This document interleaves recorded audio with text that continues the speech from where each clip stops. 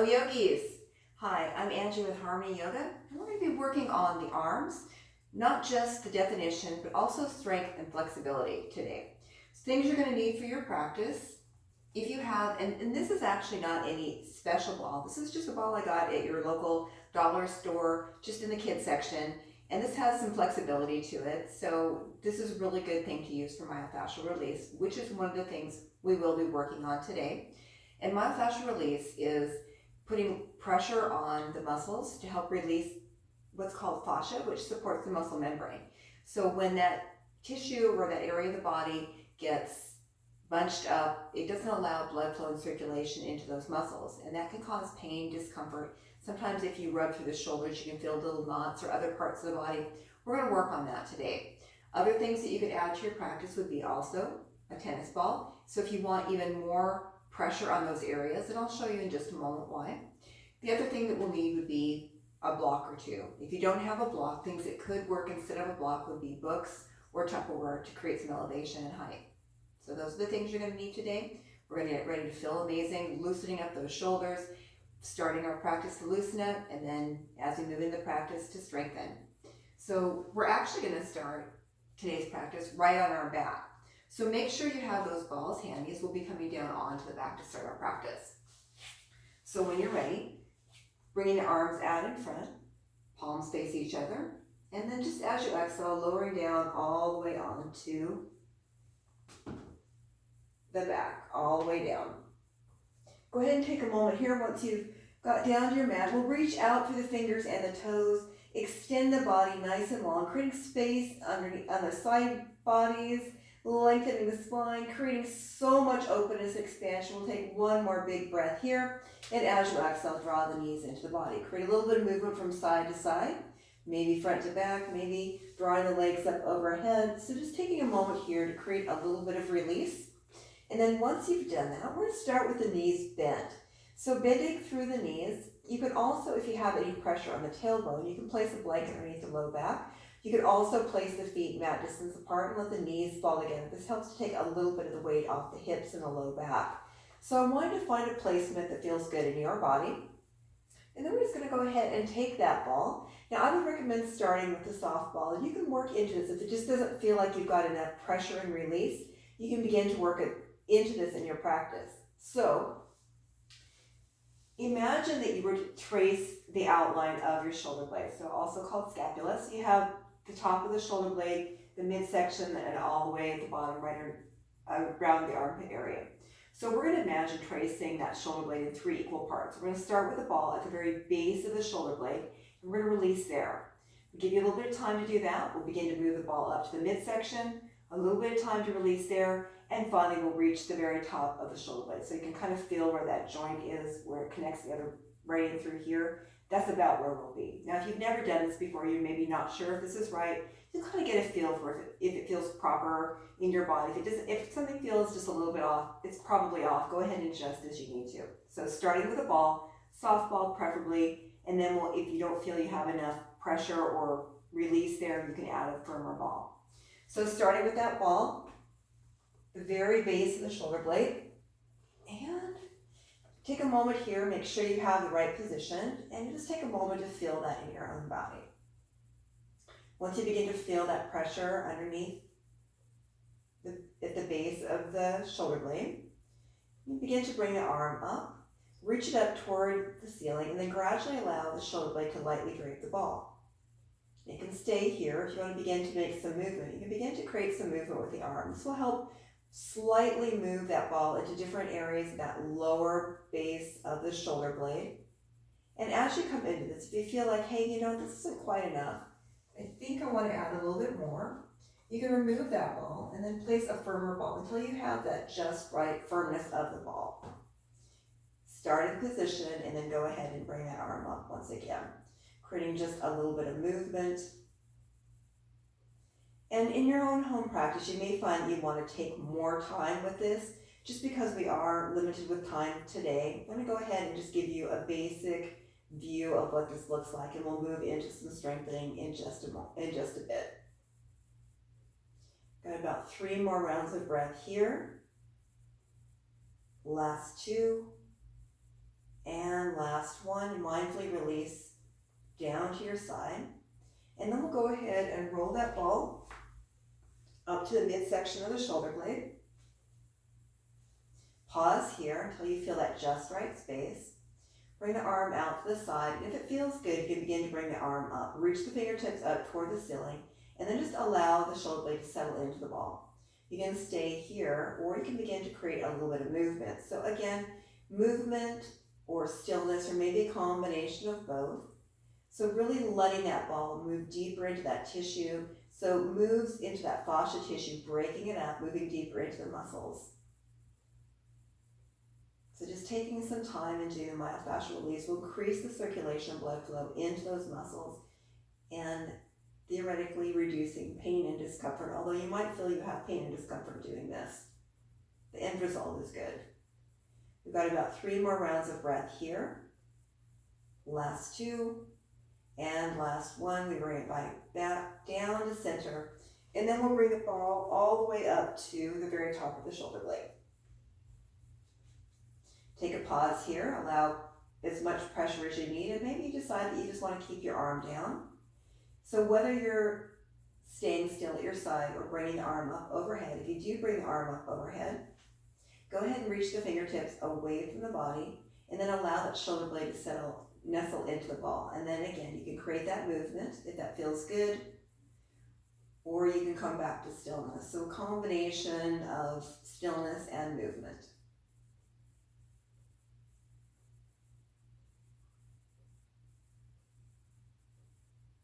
Last 3, last 2, and last breath. We bring it right back down to center, and then go ahead and remove the ball. Take a moment here and just observe the side-to-side difference. I'm going to begin to bring that ball into the second side, starting at the very base of the shoulder blade. Pause here, just begin to feel the sensation of the ball on the shoulder blade. And then when you're ready, you can begin to inhale the arm up overhead, staying here, or creating just a little bit of movement.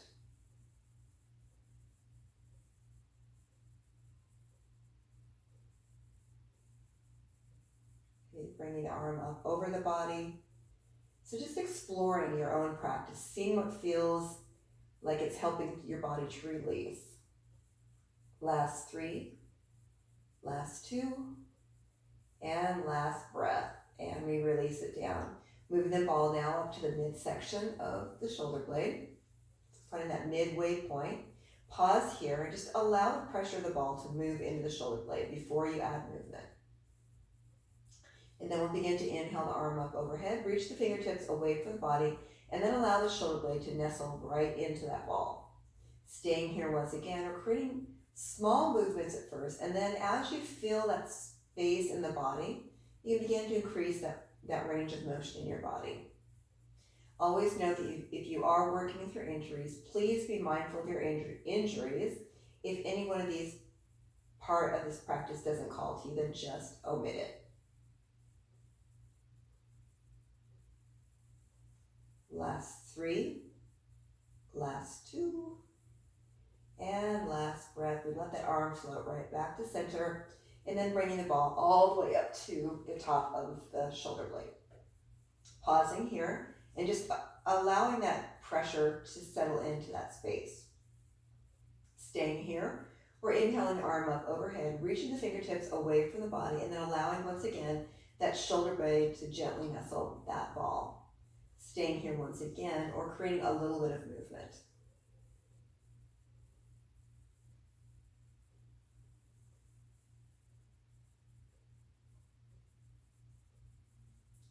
If you're primarily moving in one direction, make sure you move in both directions. So moving both clockwise and counterclockwise.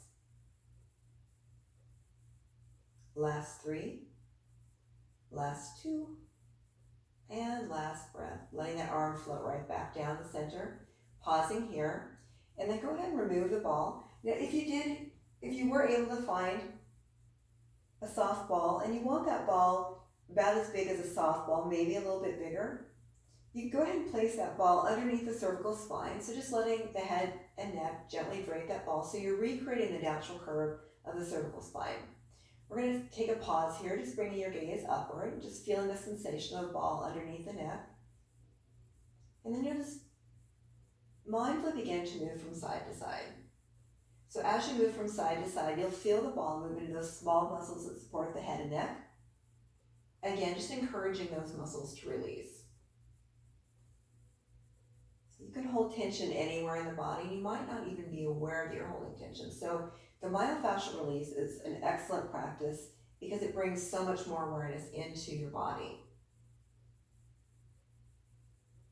Got about 3 to 5 more rounds of breath here.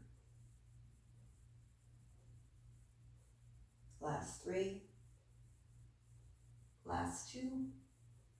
And last 1. We're going to come right back to center and just let the weight of the head be supported by the ball. And go ahead and release the ball. Set that to the side. We're going to bring the arms up overhead, stretching nice and long. See if you have any more range of motion. Bring the arms out to the side, and then we'll cross the left arm over the right, bringing the hands onto the shoulders, letting the shoulders roll back and down. So giving yourself a nice, big, juicy hug. Inhale, open the hands nice and wide, and as you exhale, we'll cross the right arm over the left. Again, placing the hands on the shoulders and allowing the shoulders to move back and down. So playing just enough pressure to help your shoulders release. Open your hands arms nice and wide. Bring the arms up overhead. Draw the knees in toward the body, and we'll go ahead and rock and roll until they come upright, or you can roll to your side and come upright onto your mat. So as we come onto our mat, we're going to come into table position. We're going to open up through the spine, and then we'll continue to open up through the shoulders, and then we move into some more strength building in our practice. So as you come into table position with the wrists directly underneath the shoulders, the knees are about hip distance apart directly underneath the hips. We're going to come into some cat and cow. And yes, if you follow me on YouTube, we do this pretty much, I would say, with every practice because it's so good at spinal mobility. Spinal mobility is good. Go ahead and inhale through the lower abdominals and then send the breath all the way up through the spine, hollowing out the belly, gazing between the hands. Pausing here, feeling the core and the spine work together. And then inhale, directing the chest through the gate of the shoulders, head and neck move with the spine, belly releases toward the earth. Pausing here. And then go ahead and move between those two different postures. Feeling the ebb and flow of breath and body. Allowing the articulation of the spine as you continue to breathe yourself into this practice.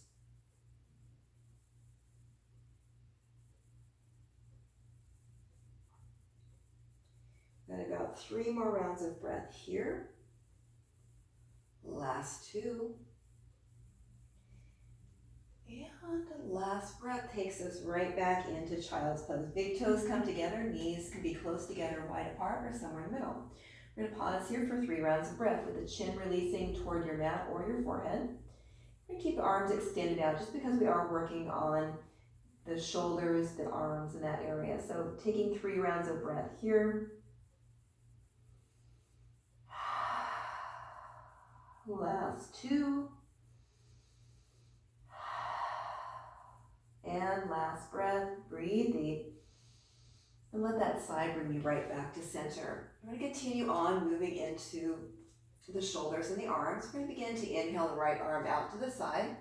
And as you exhale, cross it underneath the left, bringing the right shoulder down and bring your gaze to the left side of the mat. We're going to start here. You're going to feel some gentle pressure on the right shoulder. So just allow this to happen naturally with the breath. Keep the breath flowing. Now as you come into this space, a little longer holding time here, you can begin to inhale the left arm up. You can also release it behind the body in a bind. If you want to add even more direct pressure to that right shoulder blade, you can even step back with the left foot, dropping that left hip slightly to square your hips.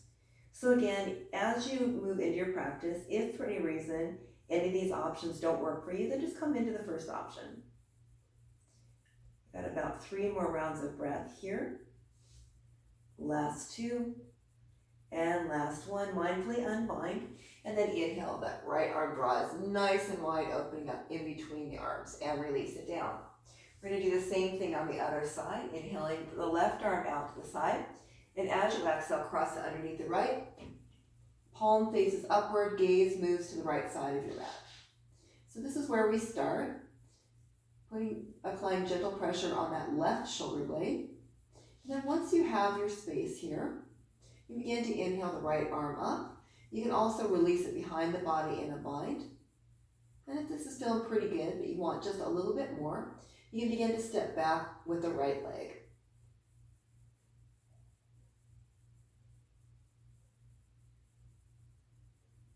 Get about 3 more rounds of breath here. Last 2. And last breath, we bring it right back to center, and then pressing the right palm into the mat, uncrossing and opening up and bringing it right back down to center. Good. And now that we've moved through just a little bit of that opening, we're going to begin to come into some nice strengthening. So we're actually going to start in forearm plank.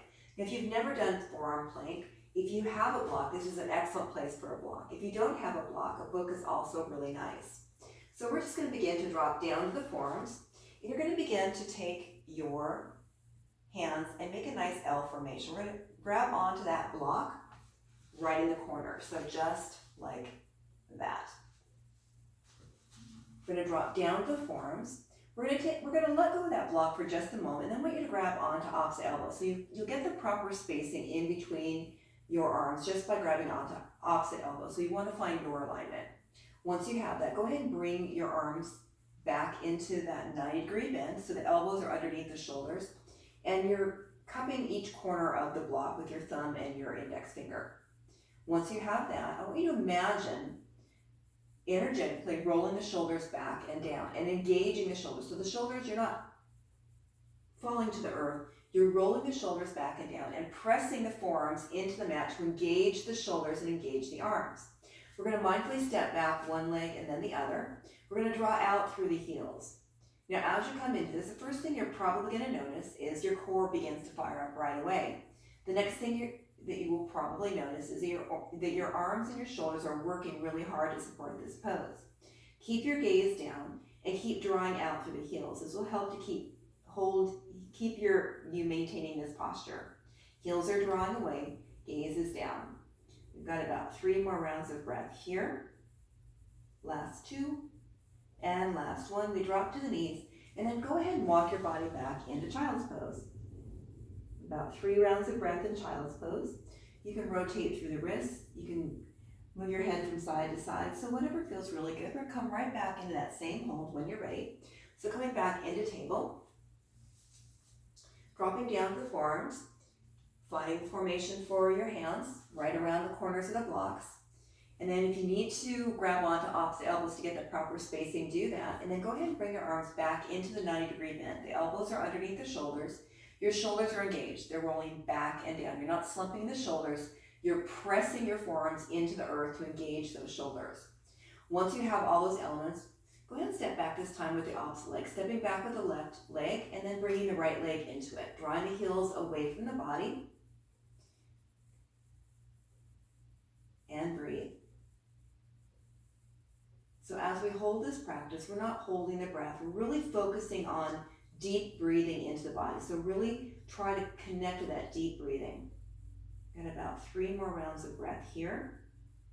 Last 2.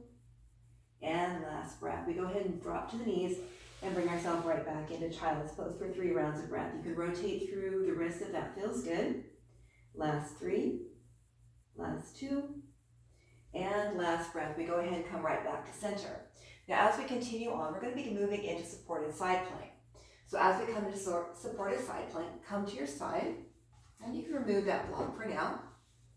Now there's a couple of different levels that you can work on here, and even if you come to your side and you're resting your weight on your side, you're still getting all those benefits. You're still opening up through the side body, you're still engaging the shoulder, you're still strengthening here.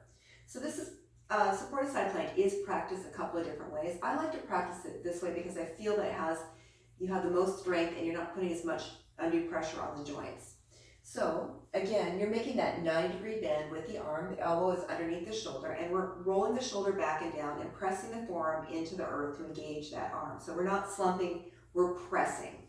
And even if you stay here, you're still, again, getting all those nice benefits. So hips are stacked, knees are stacked, feet are stacked. Now, if you want to add even more to your practice, you can begin to press your forearm into the mat and raise the hips up. You're really working hard here, so don't hold the breath. Really keep the breath flowing. If for any reason you feel any pain in your joints or in your arm, please come down. So again, we're holding here for about 3 to 5 rounds of breath. Last 3, last 2, and last breath. We'll go ahead and release it down. I'm going to just take a breath here. You can even come onto your side. You can stretch out as you need to. We're going to come into that hold one more time. So when you're ready, beginning to bring the elbow underneath the shoulder, coming into a 90-degree bend with that arm. You're going to begin to extend the fingers out. You're going to press your forearm into the mat to create some strength and stability. So again, shoulders rolling back and down, and you're engaging the muscles of that arm. So not slumping the shoulders, nice and engaged. Hips are stacked, knees are stacked, feet are stacked. And when you're ready, pressing the forearm into your mat, and then raising those hips up as much as you're able. Whoops, there we go. And then once you have your balance, you can begin to bring the top arm up overhead. You can even bring your gaze upwards. So lots going on here. Keep pressing your forearm into the mat. Keep your breath flowing. Last 3, last 2, and last breath. We're bringing it right back down. We're going to roll onto the belly and extend the arms out. Extend out through the legs. Release that. So working hard here. Keep your breath flowing, and know that you don't have to hold as long as I do. So if you're just new to this, give yourself some time. We're going to go ahead and bring this into the other side. So just so that you can see what I'm doing, I'm going to go ahead and move to my side, but you can stay exactly where you are. So coming into the other side, we're going to go ahead and begin to place the left elbow underneath the left shoulder, shoulders rolling back and down. Coming into that nice 90-degree bend. Fingers are extended out nice and wide. Shoulder blade is rolling back and down, and you're pressing your forearm into the mat. Feet are stacked, knees are stacked, hips are stacked. And even if you're here, you're still getting the strengthening aspects of this posture. So if you're feeling like this is just too easy and you want to add more to your practice, make sure you have your alignment. And then you can begin to press your forearm into the mat and then raise those hips up. Once you're here, if you want to add more, you can begin to inhale the top arm up overhead. Keep pressing the forearm into the mat. Keep drawing the hips away from the body. About 3 more rounds of breath here. Last 2. And last 1. We bring it right back down. If you need to take a few moments here to stretch out and release, go ahead and do that. We're going to come into our second set here in just a moment. So when you're ready, go ahead and begin to bring your alignment back into your practice. Elbow underneath the shoulder. Fingers are spread nice and wide. Pressing your forearm into the mat. Engaging that shoulder. So the shoulders rolling back and down, nice and strong. Hips are stacked. Feet are stacked. Knees are stacked. Hips are stacked. And when you're ready, coming into that, if you choose to move deeper, beginning to push the earth away from your body, letting the hips rise. Staying here once again, or bring the top arm up overhead. And gazing at the outstretched arm. And breathe. Last 3. Last 2.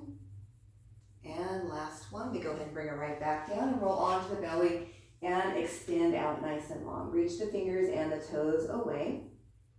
And then go ahead and bend the elbows. Pressing the palms into your mat. Bend your knees, and we'll go ahead and press up into table position. Now what I really like about this practice so far is many times when you're in downward facing dog, sometimes I see people that their spines are really rounded or their shoulders are really bunched together. Just by practicing the myofascial release and supporting forearm plank, forearm side plank, it helps us prepare to move into downward facing dog in a really beautiful way. So the shoulders are nice and open. You've created room. Not only have you created that room, you've also strengthened the upper body. So when you're ready, we'll begin to come into downward facing dog. Rolling the fingertips to the palms of the hands. Fingers are spread nice and wide. Pinkies touching the outside edge of your mat. Begin to press your ring and your thumb into the mat.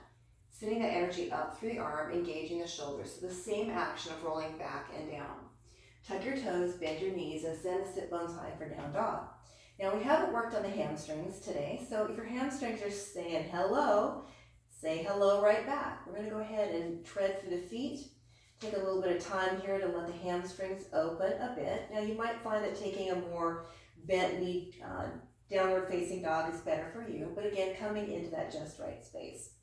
As you begin to come into the space, just take a moment and then just observe, not paying attention to the hamstrings right now. So if you need to take a little wider spacing in between your dog, that's okay. But what I want you to pay attention to is as you press your hands into the mat, drawing the energy up through the arms, allowing the shoulder blades to roll back and down, so widening the spaces of the scapula, and then letting the crown release toward the earth. And then just notice how your upper body feels. Maybe your down dog feels different, maybe it feels the same, or maybe you created just enough space. Take a few rounds of breath here. Coming back into stillness once again, and keep drawing those sit bones up and back. Bend the knees really strongly, hovering over your mat. Draw the sit bones back away from the body. Heels high, knees low, and then go ahead and release. Heels high, knees low, draw the sit bones back, straighten out through the spine, and then mindfully straighten out through the legs. Again, heels high, knees low, hovering over your mat, gaze is down, and then mindfully begin to release those heels down. Bend your knees and go ahead and drop all the way down. Come into child's pose. Go ahead and rotate through the wrists. You can rock your head from side to side. So just taking a moment or two just to let that residual energy release. Now we're going to come into that one more time, and then we'll begin to come all the way down onto our mat. So just a really nice 30-minute practice to really open up, to relax those muscles, to release that fascia tissue, and then to build a little bit of strength and definition in the upper body. So coming back into table position, rolling the fingertips to the palms of the hands, fingers are spread nice and wide, pinkies on the outside edge of your mat. Press the ring and the thumb into your mat, letting the energy draw up through the arm, letting the shoulders roll back and down and engaging the arms. Tuck your toes, bend your knees, and send those sit bones high for down dog. Go ahead and take a little bit of movement as you need to. And we're going to transition between plank and dog. So when you're ready, rolling forward on the toes, wrists underneath the shoulders, heels draw away from the body. Breathe in through the lower abdominals and then send those sit bones high, down dog. Roll forward on the toes, hovering over the body, wrists underneath the shoulders, heels draw away from the body, core strong. Inhale, draw in through the lower abdominals, send those sit bones high, down dog. Take a moment here, you can tread it out. Come back to stillness. Roll forward on the toes, hovering over the body, wrists underneath the shoulders, heels draw away from the body, core strong. Inhale, draw in through the lower abdominals, send those sit bones high, down dog. Got one more here when you're ready. Roll forward on the toes, coming into plank pose, heels draw away from the body, gaze is down, wrists underneath the shoulders. Breathe in through the lower abdominals, send those sit bones high, down dog. Go ahead and tread strongly through the feet. Extend one leg up, stretch it nice and long, and release it down. Stretch another leg up, extend it nice and long, and release it down. Drop to the knees, big toes come together, release the hips toward the heels into child's pose. 5 rounds of breath here. Last 3, last 2, and last breath. Walk your hands right back toward your body and lower all the way down. Arms come out in front, palms face each other, and release one vertebra at a time. Inhale the arms up overhead, extend it nice and long, fingers and toes, full body stretch. And when you're ready, draw the knees into the body. Go ahead and create a little bit of movement from side to side, from front to back. Release the feet down, and then mindfully begin to extend your legs out one at a time. Now, if you're coming into a traditional Shavasana, just coming down onto the back, you can roll onto the side. You can even come onto the belly for belly down Shavasana. So I want you to come into the closure of your practice that works for you. Shoulders are rolling back and down, gently tucking under the body, palms face upward. Allow the feet to roll out to the side. Begin to allow the eyes to soften and close. Come back to the breath. Beginning to feel the breath begin to slow and deepen. Breath drops a little deeper into the base of the lungs. The lungs expand from side to side and front to back, top to bottom. Breathe up to the heart space, love, kindness, and compassion for yourself and others. And as you release the breath, share that same love, kindness, and compassion with the world. We'll move through 3 more rounds at your own pace.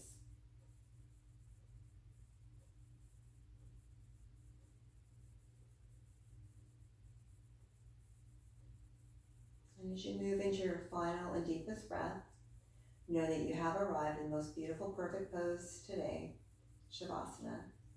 This is your place to stay for as long as you need to. You can always come back and revisit this at any time. All you have to do is close your eyes.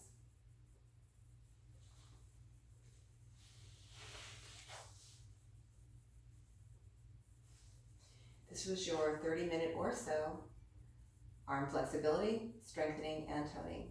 From my heart to yours, yogis, namaste.